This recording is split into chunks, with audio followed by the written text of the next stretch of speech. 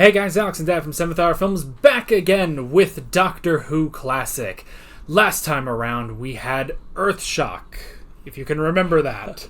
Well, because we had seen it before, it is the return of the Cybermen who are on their way to Earth to invade it again and again and again. But the big twist, of course, is it starts out at the episode 1, episode 2, can't remember which one, but they're down in this cave and they discover, what might have killed the dinosaurs, this big impact on Earth which, back in the 80s, that was a very new theory at the time, that some, giant meteor had crashed into the northern or the southern Caribbean on the northern coast of Mexico, killed off all the dinosaurs. And, we thought that was just kind of a fun thing.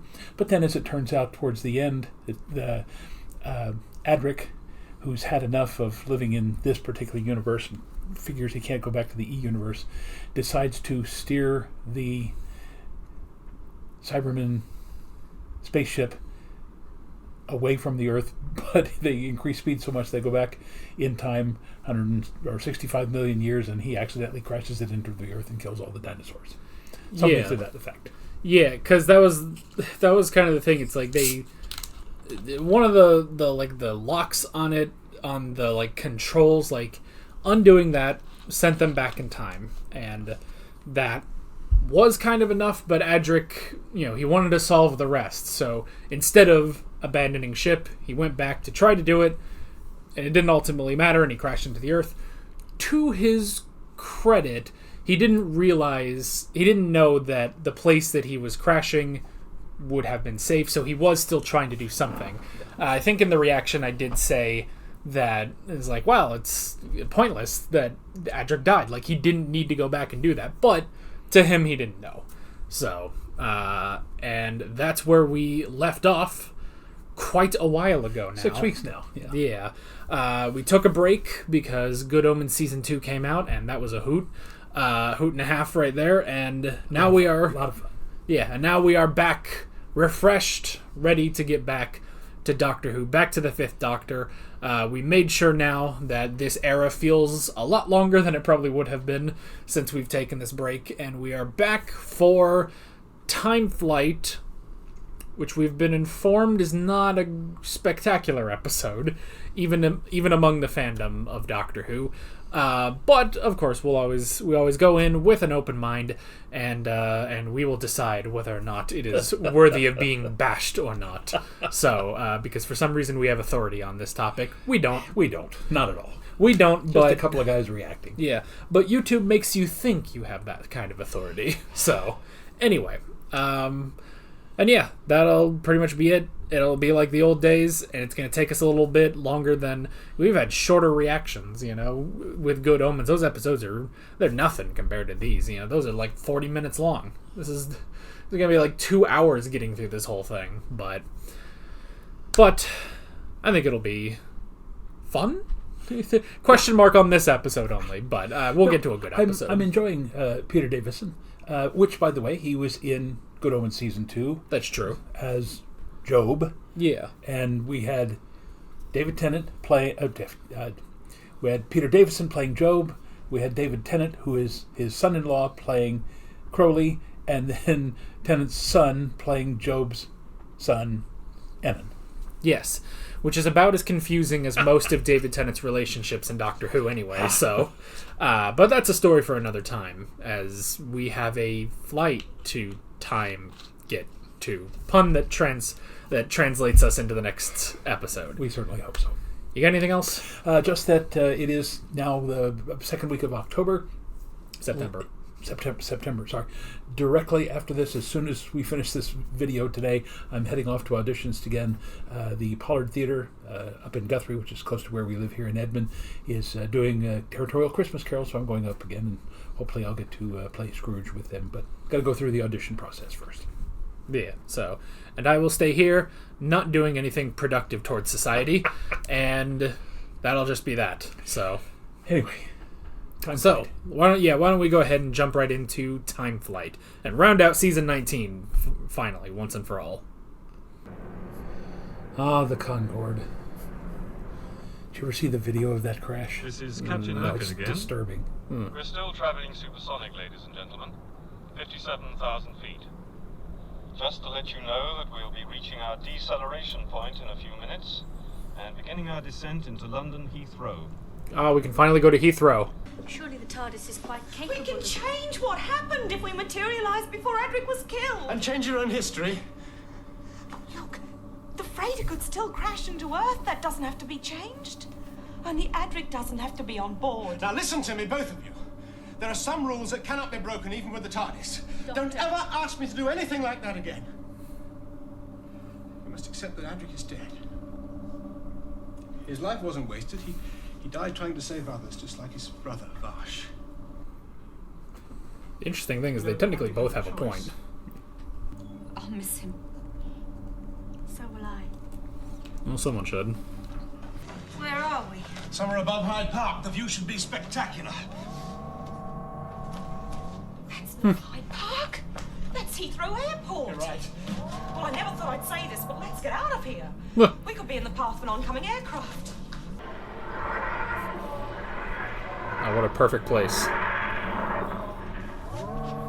You've landed us right in the middle of a terminal building. So I have. The authorities will go mad. Well, we'll only be here a moment. I hope. He was here before, That's true. as the second Doctor. Long time ago. What do you mean? Because this is a police box? Well, this is Earth. For once, it's the perfect camouflage. This is the 1980s, Nissa. Police boxes went out with flower power. They really future-proofed the design of the TARDIS with that one. I don't know what English cricket is coming to. Doctor? Doctor!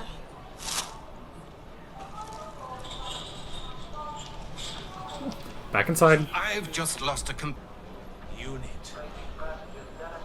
So? You do much better to check with unit. Department C19. Sir John Sudbury's the man you want. And who exactly are you, sir? Oh, just tell him it's the doctor. And do send my regards to Brigadier Lethbridge Stewart. Ah, yes, let's bring the unit boys back. Unless, of course, he's a general by now. Yes, I beg your pardon, of course, if you insist, Sir John. The party with the police box in Terminal 1 have full security clearance from C19. That was unit. We are obliged to brief this doctor on the disappearance of Victor Foxtrot. Well, I mean, he doesn't care about that, Every but... stop anywhere, you have to get involved. What? By wanting to leave the recovery of Concord to the experts. Well, I might be able to help. That's what worries me. Morning, Skipper. All ready for loading? Is the gear on its way? Coming over now. You really believe that Victor Foxtrot flew into a time warp? Exactly. Let's do the time Can't warp have a again. navigational hazard like that hanging about the galaxy. I was going to say it would be funny if the original one landed in 1851, but there would have been literally no place it could have landed in 1851. Well, There would have been no space long enough and straight enough and flat enough for it to land. Good old BOAC, British Overseas Air Corporation. Flew in from Miami Beach, BOAC. Go for Charlie. Now, you're forgetting the TARDIS. TARDIS? You mean that police box? That's right.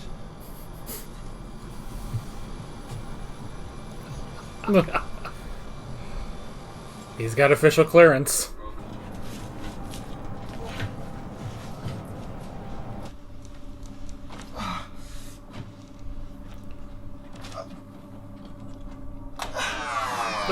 There you go. London, this is Golf Alpha Charlie. Do you read? I'm afraid your radio is useless, Captain. By my estimation, we're the spatial equivalent of 400 billion miles from air traffic control. So, Golf Alpha Not Charlie, London. clear to descend to 370.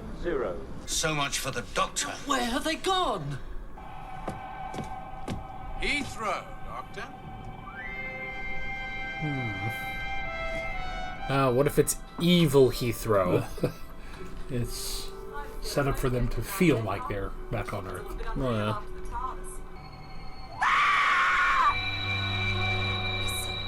What's the matter? Green screen. Oh, no, we've all been green screened. Where are we? Just where you thought we were, Captain. Heathrow. Some 140 million years ago. I think I'm dreaming. Quite the reverse, Mr. Scobie. You've just woken up. I don't believe it. Definitely Jurassic. There's a nip in the air, though. We can't be far off the Pleistocene era. The Ice Age? It's times like this I wish I still had my scarf. Better watch out for the odd Brontosaurus. Were they the creatures They're I no saw? longer called brontosauruses, of course. They're now apatosauruses, I think. Look, old chap, this is all a bit of a snare and a delusion. Andrew, we've got a few chores to do. See you in the bar in half an hour. Look, snap out of it. You're not in New York. The captain wants us to try that new Indonesian restaurant he's found. We'll have to grab them.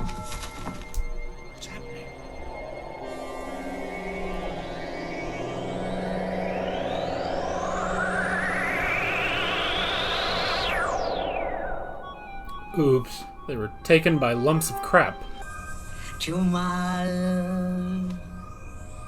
Are you sure it wasn't an illusion? They were real, all right. Doctor! Behind you!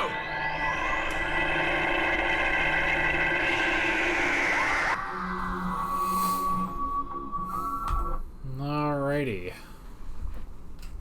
That's part 1. Okay, then. This is something. Right. This is- All right, and I'll go ahead and get this out of the way and start the controversy. Shades of Wing Chiang. Did you catch that at all? The guy there who appears to be dressed somewhat like a Mandarin. He's got the Fu Manchu. Again, don't think he's supposed to be reminiscent at all. Yeah. But that's the visual impression that you get. I mean, and especially too, he's clearly alien, and so it's it's not a direct thing, but you could get some vibes off of that. Yeah. So, for better or for worse, I guess. Yeah, it's something. It's interesting. All right, there, I said it. Yeah. Jeez. All right. Let's just get past that. We'll say it all the time, but it's an interesting start to it. I like I like the idea. I will say, like, the time warp stuff was a little bit more interesting than like now that I've thought about it for a second. It's like, all right, and here we are on a planet with a bunch of dudes in costumes. Okay, let's go to that then.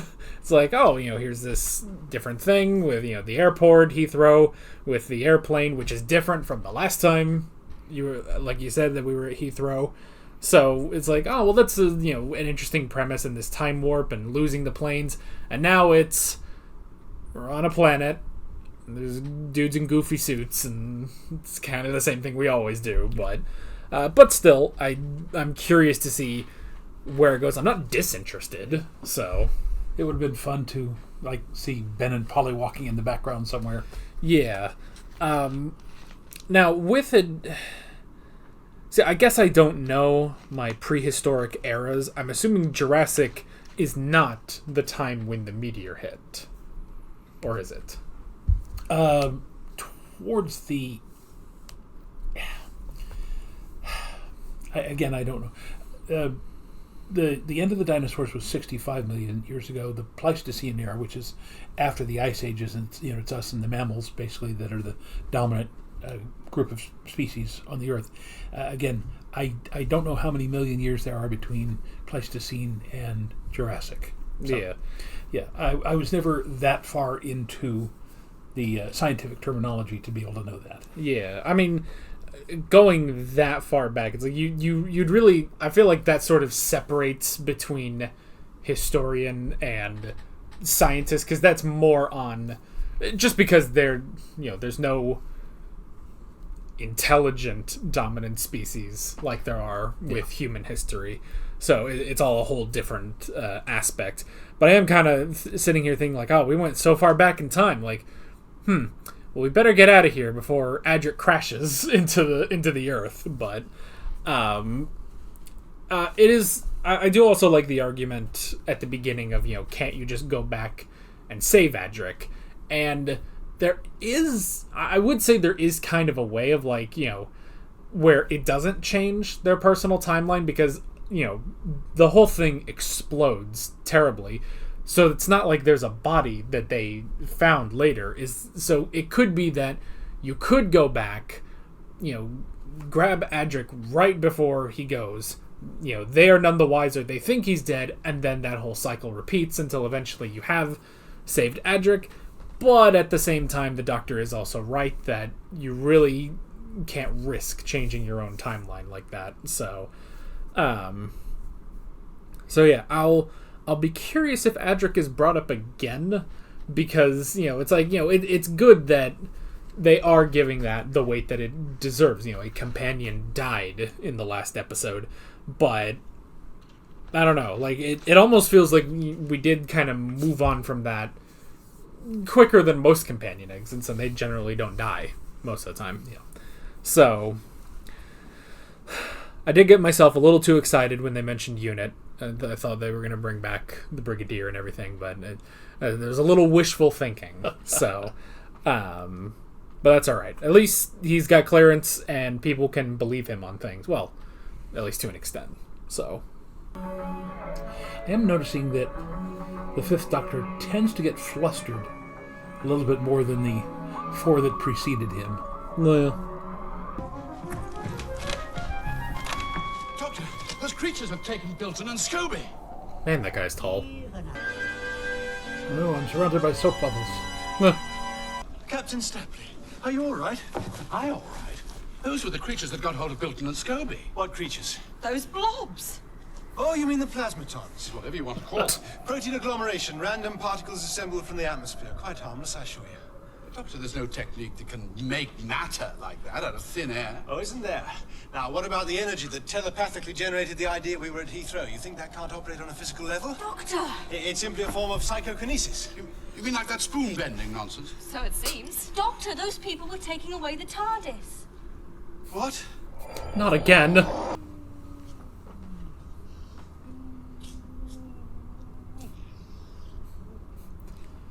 TARDIS just zaps him like R2-D2. Captain, Professor. Don't you realize we've got to get away from here?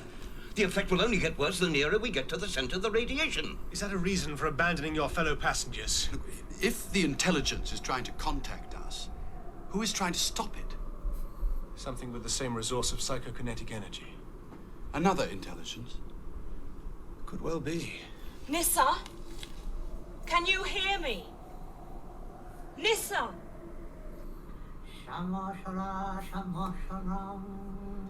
So we're going to have to take a break for a few episodes. The creatures you saw are particles of protoplasm bonded by psychic energy. The essential protoplasm can take any shape. Such as the shield round Nissa? Yes, but I suspect the power and raw material is limited, so as long as Nissa is trapped, no plasmatons. I've never heard such an extravagant explanation. How else do you explain what happened to Nissa? Some form of projection. Maybe part hallucination. Scientifically speaking, even... Scientifically speaking, I think we should find the others. Somehow the plane captain is a better companion than you, Professor. Your spirits are very well informed. I hold the whole genius of night bound to my will. And now the great elemental has summoned you, Doctor. Not just me, Khalid. What do you want with all these passengers? Slaves are required in my domain. You have the plasmatons. They have other uses. You mean you need the psychotronic energy for something else? Somehow he deciphered whatever he's talking about. Come on, Roger. Wake up now. Come on. Look out.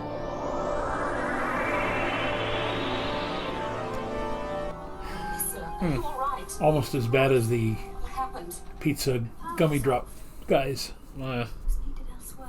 Shara, Chumal. Najim, Najim. Hit him. Adric's wearing his badge. It was shattered when the Doctor destroyed the Cyber Leader. Exactly. Come on. Must prevent all mortal advance. Out of bounds, are they, Khalid? Not even I have dared penetrate the heart of the Citadel. You mean you've not been able to? You will watch them suffer for this. Sharam, Shara, I mean, say, punch him, knock him out, gag him, tie him up. What is it? Belka. Oh, that thing. That thing is bonding itself into something far more dangerous than a plasmaton. A snake with two heads?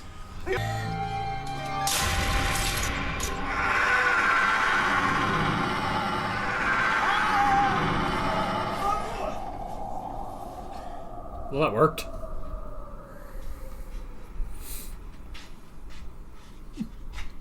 What the hell is going on? Look at Khalid. So are we done? Ugh. Oh. There's got to be a... I call it electronics. I don't understand. No, Doctor, you never do understand. No, it's the Master! Never do. Alright, this got way better. Well, any nonsensical garbage is immediately fixed by the presence of the Master. well, he did say he wanted to rule the galaxy. That should have been a tip-off. Yeah. What happened to his TARDIS then? Why does he need the Doctor's TARDIS? Well, maybe it's stuck here on this planet. Maybe it got stuck in the time slip too. Maybe. Man, so I guess then it had to have been him under that mask the whole time then. But that's just great. That's just great. I love it. I don't care how bad this episode is. It's immediately better because he's here.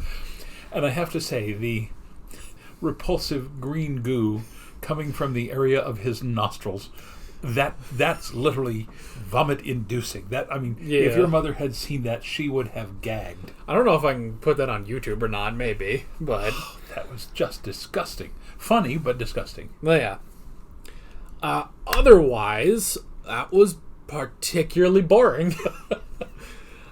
Again, better now, because he's just a hoot, you know? Alright, so, projection theoretically, the thing that all the passengers were trying to break into, perhaps that is the Master's TARDIS, which has somehow been encapsulated or imprisoned here on this planet, and he had to use the Doctor to try to get him out. Yeah, maybe. Something like that. But then again, I'm trying to make sense out of an episode that has the Master in it. So yeah. It's always kind of a relief when people say that an episode, like, beforehand people say the episode is bad, because then we can just kind of sit back and just kind of enjoy ourselves, you know? Like, sometimes we look at an episode and we say, this is bad, and the fandom disagrees, or we say, this one is not bad, it's kind of good, and then the fandom's like, nah, that one's sucks. It's like, it's nice to just sort of sit back and be like, oh good, this isn't gonna matter, nobody's gonna care, but we can have a decent enough time with the Master. I wonder if it was it Ainley? Yeah, Anthony Ainley. Anthony Ainley. I wonder if that was him, or if there was another actor playing Khalid. Oh, yeah. Didn't list him. Oh, yeah. I would assume it was just him, and he was just hamming it up more. But yeah, and honestly, like, again, it is the thing of, like, when he's doing the thing, it's like, just, like, stop him. Like, if it's all about, he's got to point and say the words and stuff, just, I don't know, break his fingers, gag him, do something. The third Doctor would have done that by now. Yeah. But yeah, instead they had the giant two-headed cobra, blind cobra. It looked like something straight out of Tremors. And then whatever is possessing Nyssa is managed to destroy the thing. So, I mean, it begs the question of, what is the Master doing? Is there actually a higher power, or was he just making that up? No, I think there is one. Maybe that's what he's trying to free. But again, why would he then need the TARDIS? Because he has his own. I guess this also brings up the question, how did he get out of Castrovalva? Because he was trapped there last we saw him, but how does he get out of anywhere, So yeah, I don't know. And what is the thing that is resisting him? And what's up with the Professor? Because he's not he wouldn't make a good companion. Normally we say that about the scientific types. But you're right about Captain Stapley, that he would be. He works out more. He understands more of this. He's willing to go along with what the Doctor says. And if he was younger and just a couple inches shorter, I think they would have gone for that too. So. And regarding Khalid's appearance, I mean, you could have made that easily very reptilian, so that it did not appear to be any form of, East Asian. Yeah, I mean, I think it's like a sort of half and half on it, so. Nissa and Tegan dead? Well, they're as likely to have been protected as destroyed. The power works against as well as for you. I shall soon have total control of the Force. The TARDIS key, Doctor. The Force is not with you, Master. Good heavens. That's never the TARDIS. Unfortunately, it is. So typical of the Doctor's predilection for the third rate. But it'll serve my purpose. What does the man want with an obsolete Metropolitan? And he's gone. Oh, no. We're hallucinating again. Is that how you travel, Doctor? Not exactly the first-class end of the market, but serviceable vehicle, Captain. Some kind of miasma. I do not wish to believe, therefore I hallucinate. The Master was so desperate to penetrate the sanctum, he resorted to brute force. My fellow passengers. Exactly. I'll say one thing, Doctor. For some of them, it'll be the first day's honest work they've done in their lives. Alright. We don't really need the social commentary, man. Do you know what happened to Captain Urquhart and the rest of the crew? My dear young lady, it's no good asking me. The Doctor's the expert here. Phone call for you. A flight engineer.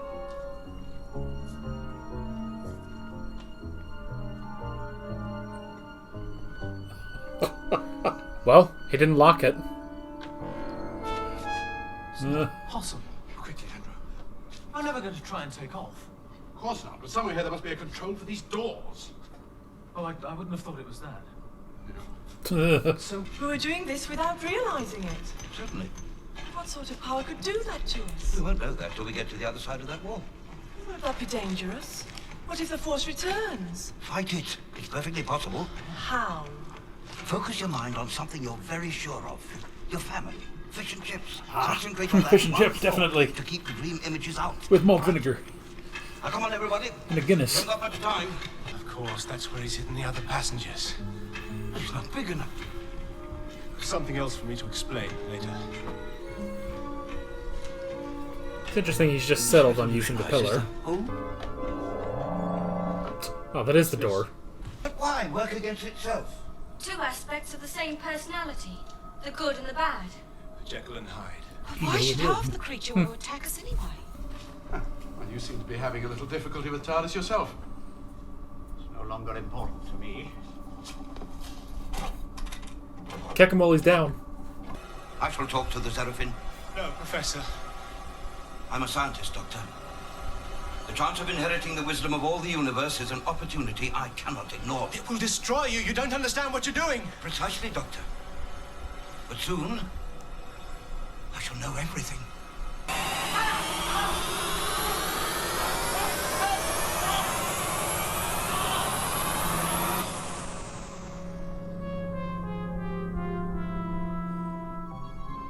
I don't know why I thought he was just gonna blow up. Like Kingdom of the Crystal Skull. We must be in a perpetual holding pattern. I'm going to have a go at flying this thing. Are you sure? What a chance we got. It'd be really good to find the manual right now. I will explain. I am Zarak, of the race of the Seraphim. This is getting out of hand. Now there are two of them. And their names, the first one began with A and the last one began with Z. My brother has misled you, Doctor. They are the Alpha and Omega. I think we're winning. Winning what, for heaven's sakes? The argument, of course, the debate between black and white Seraphim. Whichever Seraphim wins will control their combined power. For good or for evil. You talked me out of my purpose, Brother Anathon. This was like an episode of Ben 10. And Star Trek. For every time he leaves, just go and keep unplugging those. Keep us up much longer. You must. Smack him on the back of the head. Get a lead pipe. Transferred to the center of the Master's TARDIS. What does that mean? It means the Master has finally defeated me. Yeah, except that we got like 7 more seasons to go. And at least one more part in this episode, so...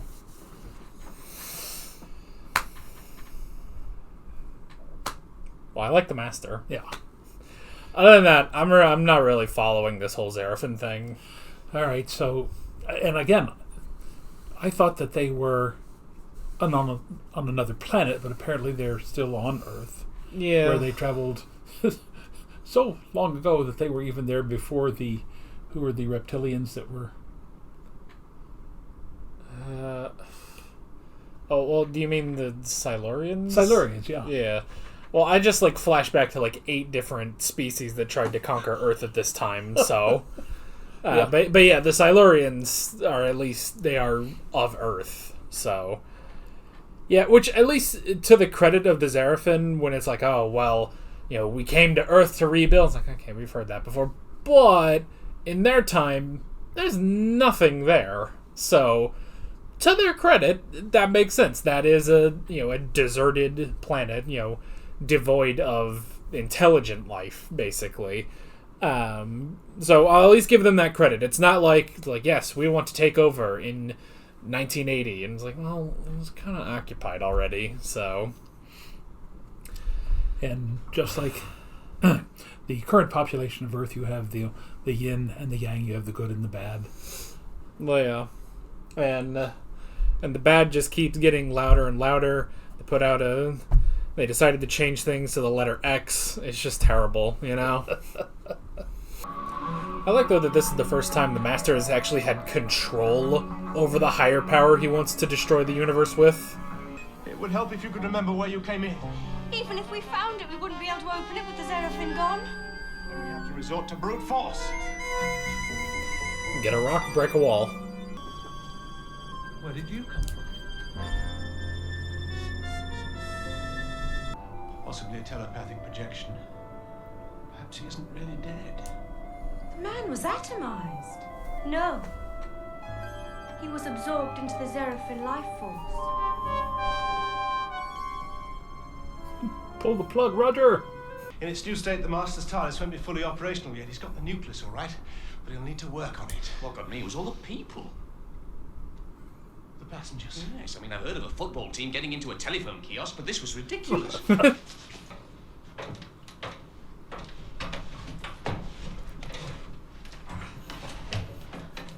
Not the most graceful exit. We must be hallucinating again. I'm afraid not. That's the Master's TARDIS. But it's a plane. The Master's operated his chameleon circuit. And materialized round the other aircraft. Then Victor Foxtrot is inside the Master's TARDIS, of course. I wish I had time to explain dimensional transcendentalism. Stole the whole point. TARDIS. You stay here. No, Doctor. What's he talking about, miss? Have you been tampering with the TARDIS? Of course not. Have you any idea what would have happened if I tried to go forward with the wrong... Doctor, I think I can explain. You, Captain? You see, when we were on the TARDIS, I'd swapped some of the parts around. I thought it might put a spanner in the works. It's a stupid idea, really. Stupid? It was brilliant. Your prospects seem rather limited. It I can did still throw a operate spanner on in the TARDIS. works, so... Ah, but such a restricted range. Look! He's accepted. Is that the Master's TARDIS? Yes. I don't believe it. I think I'd rather hallucinate. Captain, I need your aircraft ready for takeoff as soon as possible. We'll do our best. Roger, Andrew, let's measure this ground for takeoff. Now, you two. Stay here. Not bloody likely. Or I shall start to eliminate your passengers. Start with Dick Cheney back there.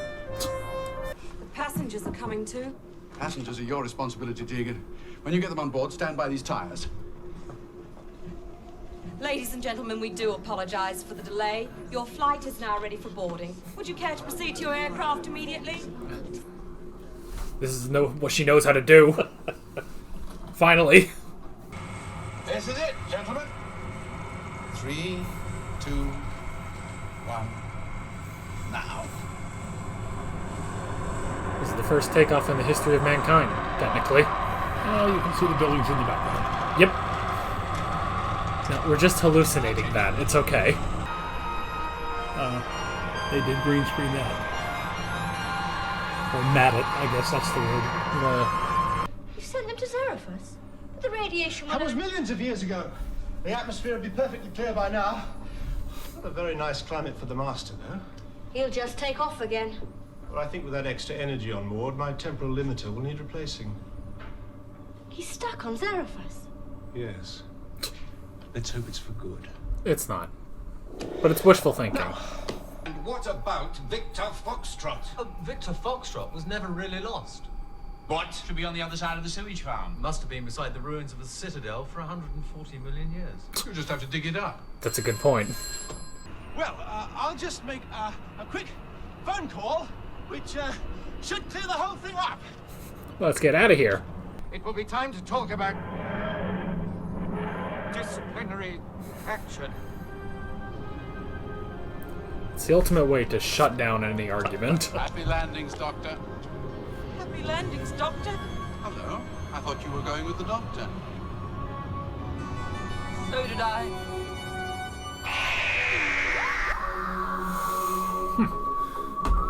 Well, alrighty. Well, I mean, we know she stays with the Fifth Doctor, so we'll have to go back and get her at some point, so... Alrighty. That is, finally, after all this time, the end of Season 19.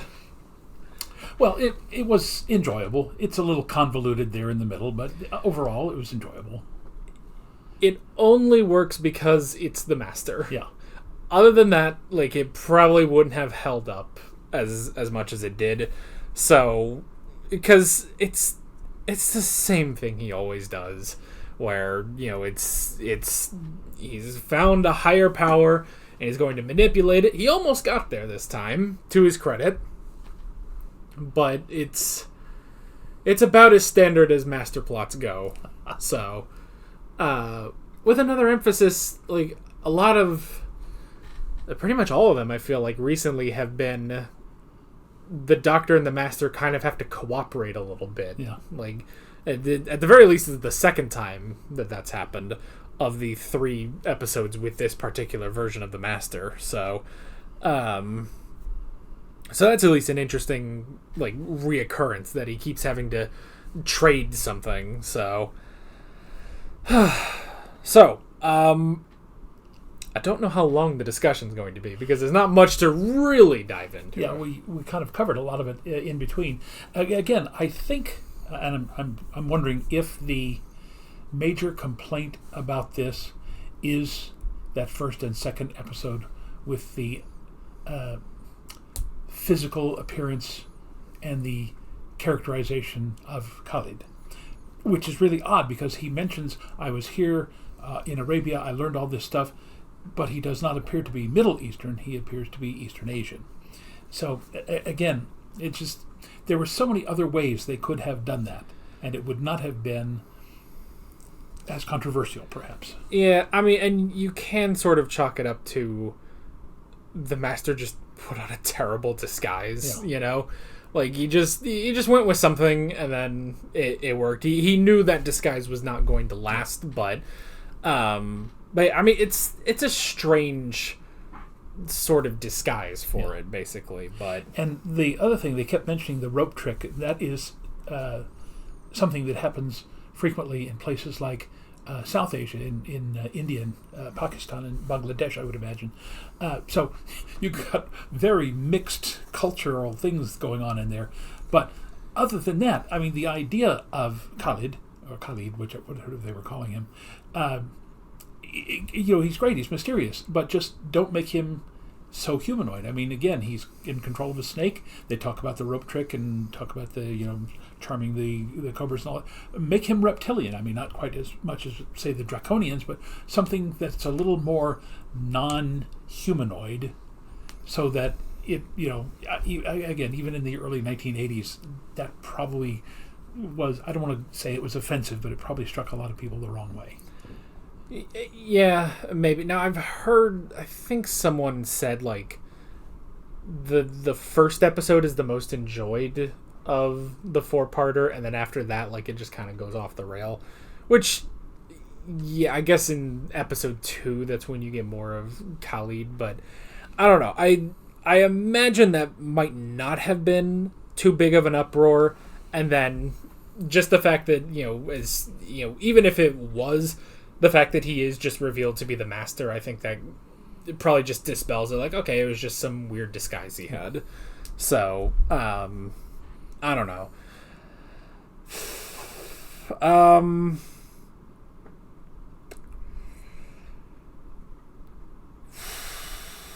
I guess we could kind of talk about the side characters, because I did enjoy that aspect. I feel like, I don't know,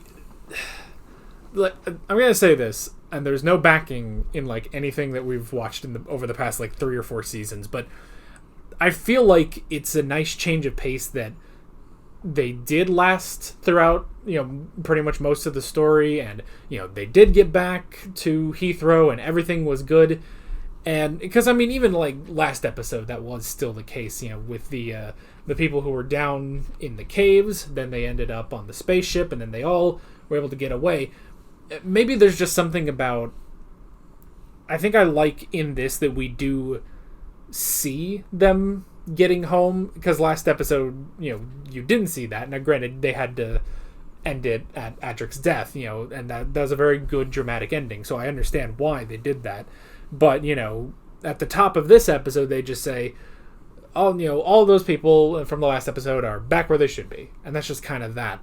Where maybe it is just kind of nice to see them getting home, but maybe also just because they were fully a part of the climax, I guess, to this story, which I feel like doesn't happen too often. Now, again, I can be totally off base on that and just not remembering like the last 3 seasons we've had, but that was nice. And to have these 3 guys that, could be companions, any of them, and just seeing them back at Heathrow and everything's good, the master is defeated, and we're good. Yeah, one of the things I like about them especially is, these are guys who fly one of the most complex aircrafts in the world. So, let's face it, you've got a literally 14, 15-ton aircraft which actually is able to fly. We've been on airplanes going to Alaska and going to Hawaii. That is, it's almost impossible to comprehend. So these guys, when they see the TARDIS and see how it works, they go, okay, that's beyond our comprehension, but hey, we fly airplanes at supersonic speeds. So, and it's interesting that it's the professor, the scientist, who says, come on, this is ridiculous. Yeah. And yet he gets to redeem himself when the Seraphim take him. I want to say when they were saying Seraphim, I thought, oh Lord, are these going to be the rock people that are mentioned in the Old Testament? But then I think that was somebody else other than Seraphim. I can't remember. Well, yeah. The professor's characterization I did feel was kind of weird, because it's like, oh, here's a man of science, and normally when we have characters like that, we've had that like 8 times in this show, and they're generally, they listen to what the doctor's saying, even if they don't fully get it. They kind of piece together like, oh, I've heard of this theory or something like that, and they can kind of get it. Whereas the professor here was just like, nope, science is set in stone and there can't be anything else, which is not what science is to begin with, And he took a swat. Is that what they teach you at your university? So the doctor did bark back at him once. Yeah, so that was a really strange thing, and then he just dies and joins the Seraphim, but and then I guess again that did make sense, because he said, look, he doesn't really know where she's from, but he says, look, I'm the scientist. If this is in fact going to be the pinnacle of knowledge, then my brain would probably be able to understand, to comprehend it better than hers would. So, and I'm an old man, she's a young woman, let me do this. So yeah, so, and I guess, see, after that initial talk with the Seraphim, where it's like, oh, here's the good one, here's the bad one, it's like, you don't really get any characterization from them again. So I'm assuming that it was the good Seraphim who, created this image of the professor and piloted the TARDIS for them. But otherwise, the Seraphim didn't really do anything. Be interesting to see if they come back in future episodes. Yeah, so other than that,